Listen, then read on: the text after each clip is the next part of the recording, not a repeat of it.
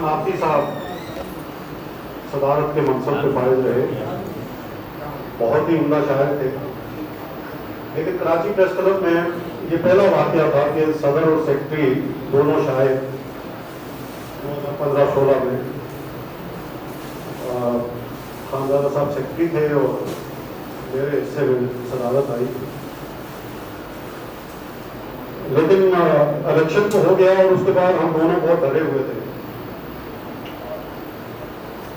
کہ شاعروں پہ ویسے ہی الزام لگتے رہتے ہیں کہ ناکارہ کوئی کام وام نہیں کرتے اور تو آپ کی ذمہ داری کو کیسے نبھائیں گے، لیکن یہ قدرت نے ہمیں یہ توفیق دی کہ ہم نے بہت خوش اسلوبی سے شاعر ہوتے ہوئے بھی کراچی پریس کلب کے جو بھی انتظام ہے، جو انسرام ہے، اس کو چلایا، اور یہ جو بہت ایک ساتھ کام کرنے کا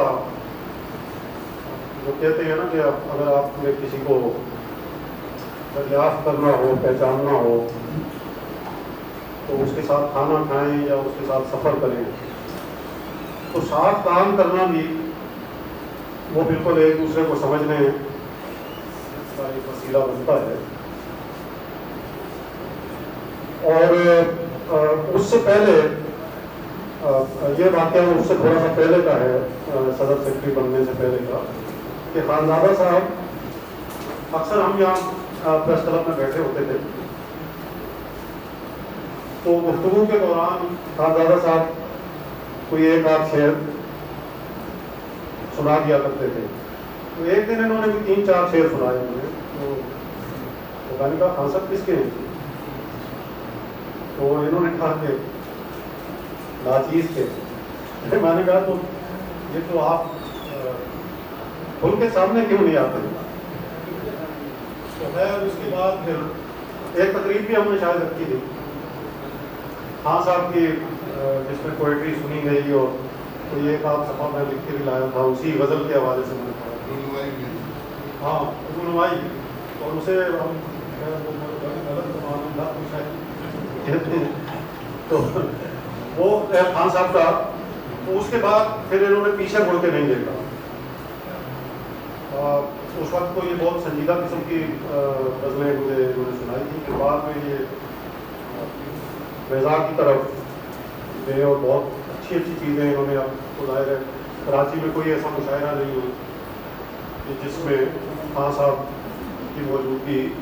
اس میں ضروری نہ ہو، لیکن سب سے زیادہ مجھے کبھی کا یہ مجموعہ کلام نعتیہ مجموعہ ہے عشق عقیدہ، یہ سامنے آیا، اور ایک خوشگوار میرے لیے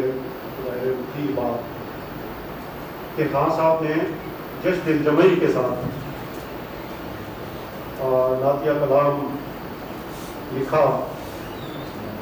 اور اس میں ان کی کلام میں جو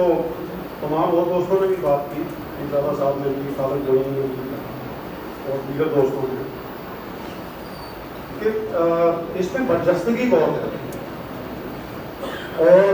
جسے کہنا چاہیے کہ کار الکلامی جو ہوتی ہے ایک آپ کے شاعری میں، تو وہ مجھے زیادہ ان کی نعتیہ کلام میں زیادہ نظر آئی، کہ اس میں بہت زیادہ پختگی بھی ہے، لفظوں کا جو برتاؤ ہے، اور یہاں ظاہر ہے یہ توفیق کی بات ہے کہ حضور اقدس صلی اللہ علیہ وسلم کے صدقے اور ان سے عقیدت اور محبت کے صلے میں ان کے حصے میں یہ سعادت آئی کہ وہ پورا ایک نعتیہ مجموعہ، اور میں نے پہلے بھی یہاں آج سوشل میں گفتگو کرتے ہوئے یہ کہا تھا کہ حال تو چیزیں آپ کو ملتی ہیں ہر شاعر کے مجموعہ کلام میں، ایک آدھ نعت شریف بھی مل جائے گی، ایک دو حمد مل جائے گی، لیکن پورے کا پورا مجموعہ کلام نعتیہ کلام پہ مشتمل ہو، تو یہ ایک بڑی سعادت کی بات ہے، اور وہ بات میں پہلے بھی کر چکا ہوں، خالد معین نے بھی اس کی طرف اشارہ کیا کہ جب آپ یا میری کچھ گفتگو سن رہے ہیں، اچھا نہیں تو آپ والی گفتگو شروع کر دیتے. تو میں یہ کہنا چاہ رہا تھا کہ کسی بھی حاصل کلام مطلب کیا ہے، کسی بھی شاعر کا آپ پورا مجموعہ کلام پڑھتے ہیں یا پوری اجتماعیت میں اس کی شاعری کا مطالعہ کرتے ہیں تو اس کا حاصل یعنی اس کے معاصل کیا ہے. تو وہ مجھے جو لگا، میں نے چونکہ پوری ترتیب کے ساتھ اور تقریباً ایک ہی نشست میں یہ پورا مجموعہ کلام پڑھا، تو اس میں مجھے جو سب سے جو میرے لیے سبق بھی تھا اور جو میرے لیے حاصل تھا اس مجموعہ کلام میں سے، وہ تھا درود پاک.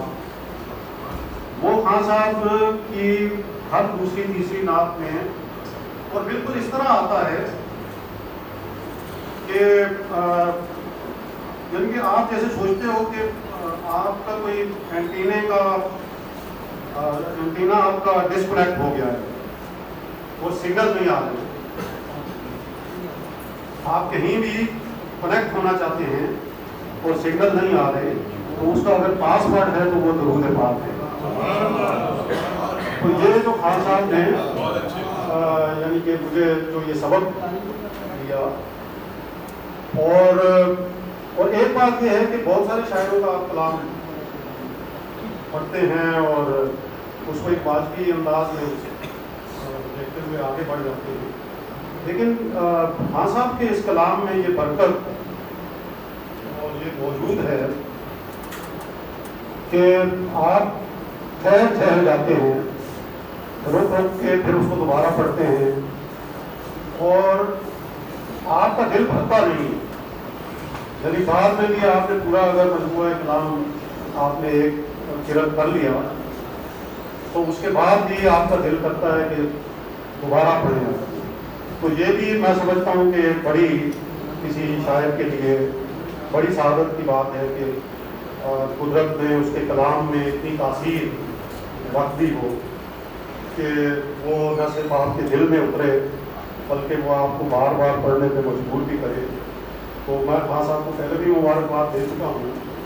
اس مجموعہ کلام کی آمد پر، اور آج ایک بار پھر آپ سب کے توسط سے آپ سب خان صاحب کی محبت میں اور اس کلام کی محبت میں یہاں تشریف لائے ہیں، اور خاص طور پہ ان دوستوں کا عارف ہاشمی صاحب اور ان کی جو ٹیم ہے صوفی صاحب بیٹھے ہیں، انہوں نے یہ جو محفل سجائی اور مجھے بھی ظاہر ہے انہوں نے اس میں شامل کیا. بچپن میں ہم کسی نعتیہ محفل میں جس غرض سے جاتے تھے کہ وہاں تبرک باندھا جائے گا، تو مجھے لگتا ہے کہ آج بھی ہاشمی صاحب کی تبرک کا اہتمام کریں گے. تو آپ تمام دوستوں کا ایک بار پھر شکریہ.